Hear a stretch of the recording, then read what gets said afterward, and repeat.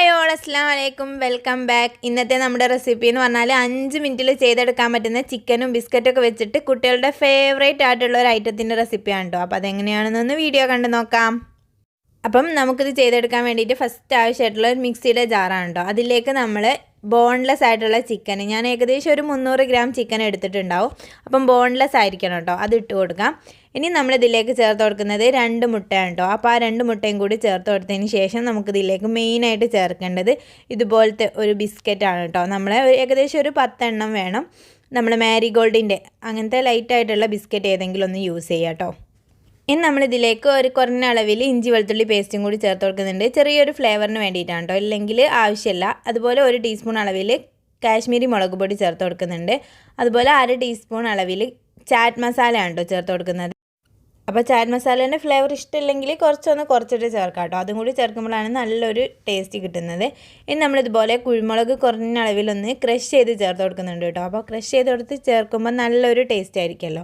അപ്പോൾ ആവശ്യത്തിനുള്ള ഉപ്പും 1 ടീസ്പൂൺ ലെമൺ ജ്യൂസും കൂടി ചേർത്തതിന് ശേഷം വെള്ളമൊന്നും ചേർക്കാതെ നല്ലപോലെ അരച്ചെടുക്കണം കേട്ടോ. നമുക്കിത് ഇതേപോലെ കിട്ടിയിട്ടുണ്ട്, ഏകദേശം നല്ലപോലെ അരഞ്ഞ് കിട്ടിയിട്ടുണ്ട് കേട്ടോ. ചിക്കനൊക്കെ നല്ലപോലെ ഒന്ന് അരഞ്ഞ് മിക്സായിട്ട് കിട്ടിയിട്ടുണ്ട്. അത് നമുക്കൊരു പാത്രത്തിലേക്ക് മാറ്റി വെക്കാം.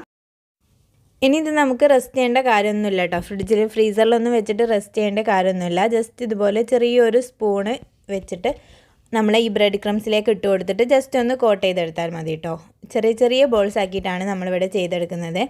അപ്പം ബ്രെഡ് ക്രംസിൽ തന്നെ കോട്ട് ചെയ്തെടുക്കുന്നത് കൊണ്ട് കയ്യിലൊന്നും ഒട്ടിപ്പിടിക്കാതെ തന്നെ നമുക്ക് കിട്ടും കേട്ടോ. അതുപോലെ സ്പൂൺ വെച്ചിട്ട് ഇട്ട് കൊടുത്തതിന് ശേഷം ഇതുപോലൊന്ന് കോട്ട് ചെയ്തെടുത്താൽ മതി.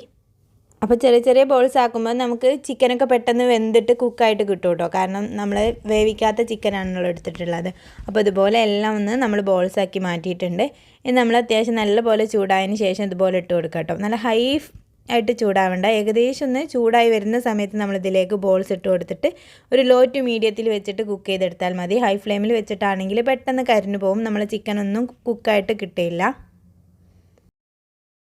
അപ്പോൾ ഇത്രേ ഉള്ളൂ കേട്ടോ. എല്ലാം നല്ല ക്രിസ്പി ആയിട്ട് ഏകദേശം ഒരു ഗോൾഡൻ കളർ ആവുന്ന സമയത്ത് നമുക്കിതിൽ നിന്ന് കോരി മാറ്റാം. നല്ല അടിപൊളി ടേസ്റ്റാണ് കേട്ടോ, കുട്ടികൾക്കൊക്കെ കഴിക്കാൻ നല്ല ഇഷ്ടമായിരിക്കും.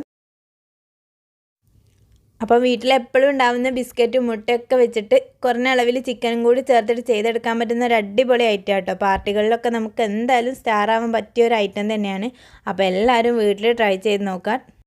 വീഡിയോ ഇഷ്ടമായിട്ടുണ്ടെങ്കിൽ ലൈക്ക് ചെയ്യാനും നിങ്ങളുടെ അഭിപ്രായങ്ങൾ കമൻറ്റായിട്ട് അറിയിക്കാനും മറക്കല്ലേ. അപ്പോൾ അടുത്ത നല്ലൊരു വീഡിയോയിൽ കാണുന്നത് വരെ ബൈ. Thank you.